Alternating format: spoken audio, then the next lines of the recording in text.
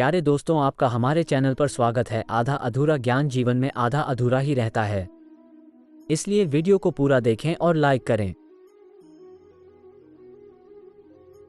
कर्ण के सर्वश्रेष्ठ योद्धा होने के 11 कारण। अगर आप ये कारण जान लोगे तो आप भी मानोगे कि वाकई कर्ण सर्वश्रेष्ठ योद्धा थे। महाभारत में एक से एक योद्धा था। कर्ण से भी महान योद्धा बर्बरिक था, लेकिन उसे महाभारत के युद्ध में उतरने का मौका ही नहीं मिल पाया। वैसे अश्वत्थामा भी एक महान योद्धा थे, लेकिन उसकी महानता तब समाप्त हो गई जब उसने सोते हुए पांडव पुत्रों को मार दिया। एकलव्य को भी महान माना जाता है, लेकिन वह भी महाभारत के युद्ध से पहले ही मारा गया। दरअसल कर्ण ही एक सर्वश्रेष्ठ योद्धा थे, जिन्होंने विपरीत परिस्थिति के बावजूद खुद को एक श्रेष्ठ योद्धा के रूप में स्थापित किया था, और वह भी धर्मसम्मत रूप से। चलिए जानते हैं कर्ण के बारे में वे तथ्य जिनके कारण उन्हें महान योद्धा माना जा सकता है। सबसे पहला कारण, अर्जुन का साथ देने के लिए जगत के स्वामी थे, लेकिन कर्ण का साथ देने के लिए दुर्योधन ही था। अर्जुन पूर्णतः श्री कृष्ण पर आश्रित थे, जबकि इधर दुर्योधन खुद कर्ण पर आश्रित था। दूसरा कारण, कर्ण ने जरासंध को अकेले हराया था। उसके मृत्यु का राज जानकर भी उसे जीवित छोड़ दिया था। वहीं भीम ने श्री कृष्ण की मदद से जरासंध को छल के द्वारा मारा था। तीसरा कारण, कर्ण के पास भगवान परशुराम द्वारा दिया गया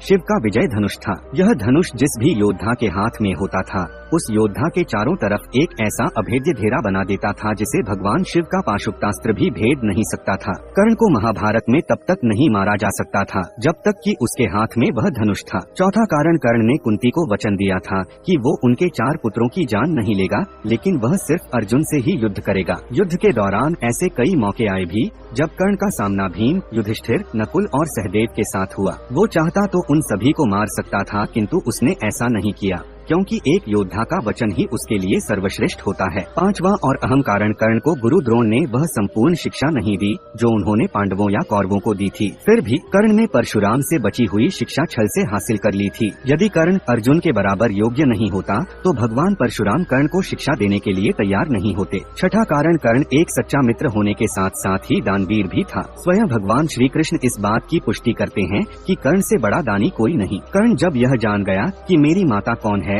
और मेरे भाई कौन है, तब भी उसने मित्रता का धर्म निभाया। सातवां कारण, श्री कृष्ण की योजना के तहत कर्ण के कवच और कुंडल को छलपूर्वक अर्जुन के पिता इंद्र द्वारा हथिया लेने के बावजूद कर्ण ने युद्ध को एक योद्धा की तरह लड़ा। आठवां कारण, जिस द्रुपद को 100 भाई मिलकर जीत नहीं पाए, उसे कर्ण ने दिग्विजय के दौरान अकेले ही हराया था। प्रागज्योतिष का राजा भगदत्त, जिसे राजसूय यज्ञ के दौरान अर्जुन नहीं हरा पाए थे, उसे भी कर्ण ने हराया था। नौवां और अहम कारण, कर्ण ने अश्वसेन नाग के रूप में बाण का संधान दोबारा न करना, यह भी कर्ण की श्रेष्ठता का प्रमाण है। अश्वसेन एक ऐसा नाग था जो अर्जुन से बदला लेने के लिए कर्ण के धनुष पर चढ़ गया था, और उसने कहा था कि तुम मेरा संधान करो तो मैं वहां पहुंचकर अर्जुन को दंसकर अपना बदला पूरा करूंगा, क्योंकि अर्जुन ने खांडव वन दाह के समय मेरी माता को मारा था। लेकिन कर्ण ने अश्वसेन को दोबारा अपने धनुष बाण पर रखने से इनकार कर दिया था। 10वां कारण, जब श्री कृष्ण ने कर्ण को यह बताया कि तुम पांडवों के सबसे बड़े भाई हो, तो कर्ण ने कहा कि हे कृष्ण, मेरी मृत्यु तक पांडवों को यह मत बताना कि मैं उनका बड़ा भाई हूँ, अन्यथा उनकी लड़ाई मेरे प्रति कमजोर पड़ जाएगी। कर्ण की यह बात सिद्ध करती है